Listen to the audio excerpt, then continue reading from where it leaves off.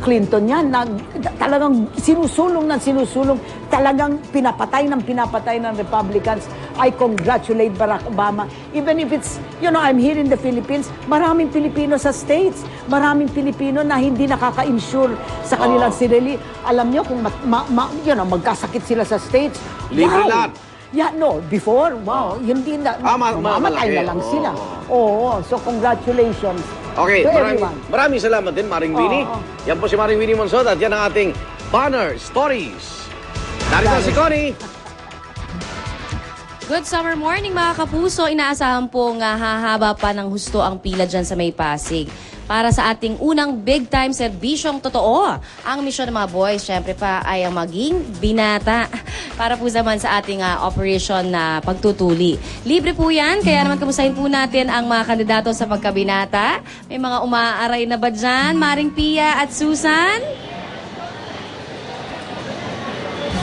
Hi Connie, good morning at good morning po sa lahat ng mga kapuso natin. Nandito po tayo ngayon sa Barangay Santolan sa Pasig. Ito po, may mga batang lalaki na nakapaligid dito at kung kayo po ay nagtataka kung bakit, simpleng-simple, ang sagot, libreng tuli at the UH Medical Mission. Dito po yan sa Barangay Santolan. Meron po tayo mga doktor mula sa PGH, Philippine General Hospital, at meron din tayo mga doctor volunteers o medicine students mula sa PGH. At eto na, ready na si Oliver. Isa po siya sa mga napakaagang pumunta dito para sa libreng tuli kasama ang kanyang mommy.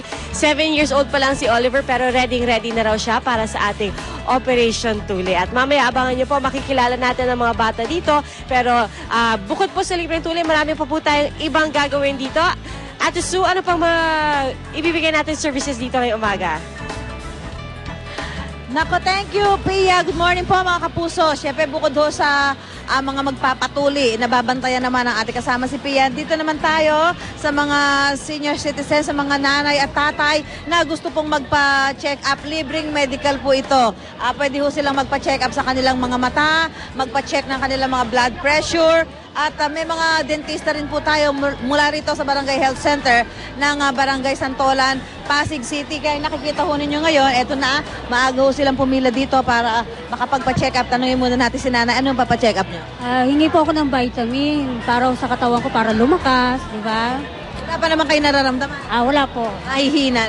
Oo, may Hina lang siya. Okay. At syempre, pagkatapos nila magpa-check up dito, yung mga patitingnan nila yung kanilang blood pressure, yung kanilang mga dental health, yan.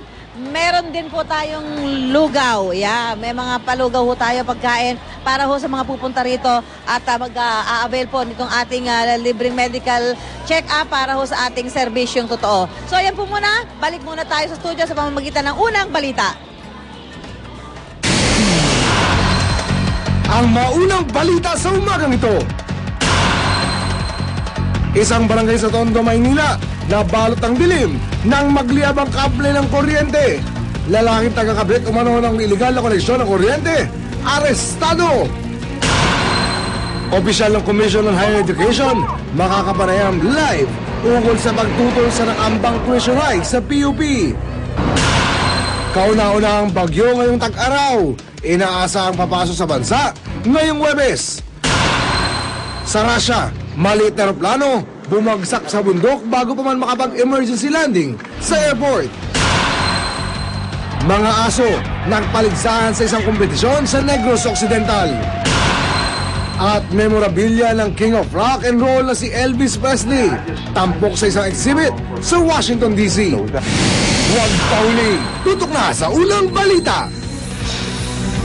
Magandang umaga, narito na ang mga unang balita.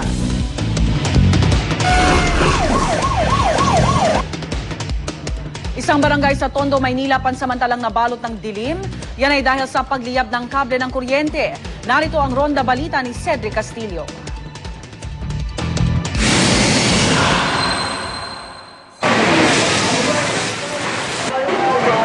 December 14, 2009, umabot sa ikalimang alarma ang sunog na ito sa kanto ng Jose Abad Santos at Solis Street sa Tondo, Maynila. 15 bahay ang natupok. Ang hinihinalang sanhi ng apoy, ang salasalabat na iligal na koneksyon ng kuryente. Ay, yung wire! Mag-aalas 9 kagabi, kamuntik nang maulit ang insidente nang umano'y magliyab ang ilang kable ng kuryente sa eskinitang ito sa barangay 215. Biglang nabalot ng dilim ang ilang bahay, maging ang mga traffic lights na wala ng sindi. Ilang minuto lang ay idineklarang false alarm ang sunog. Pero muling naalerto ang mga tanod nang mahuli ang lalaking ito na umano'y pilit pang isinasalba ang mga kable mula sa mga iligal na koneksyon. Ito inabutan doon. Yung dalawang EXO namin sa kasisan EXO. Ano daw ginagawa niya sa wire? Na, putol na to. At sinasamsam na lang na. Kinilala ang suspect na si Cesar Macapugay, ang umano'y ekspertong magja-jumper ng kuryente sa lugar. Siya humihingi ng monthly na bayad sa mga kinakabitan niya na illegal na mga jumper.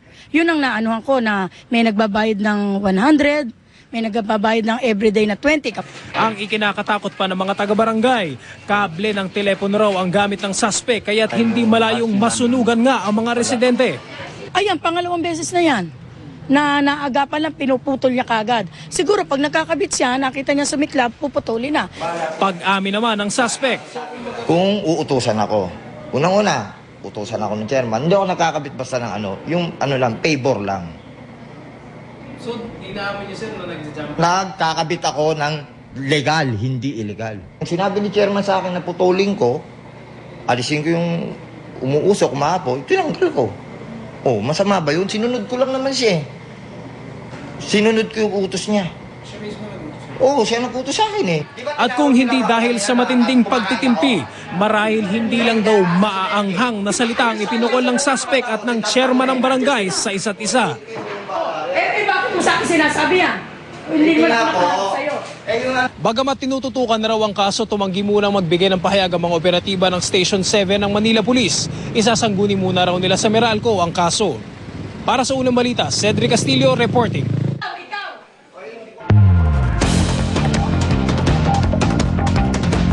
Kilos protesta ng may 30 estudyante sa Commission on Higher Education na uwi sa karahasan. Tinututulan ng mga estudyante ang nakaambang pagtaas sa tuition. Narito ang report ni Rauna Crisostomo.